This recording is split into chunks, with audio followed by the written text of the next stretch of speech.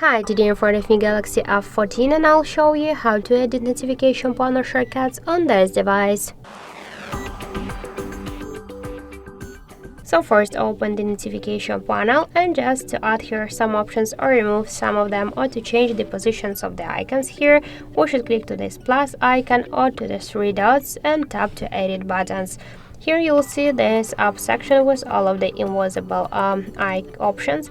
Just to add them to your panel, you should hold the icon and drag it to this down section. To remove some of these options from here, by the same way, hold the icon and drag it to the up.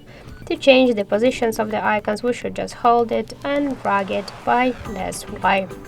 If you want to change just all of the settings, to reset all of the changes, you should click to reset button, and or just to save the changes, click to done, and that's it.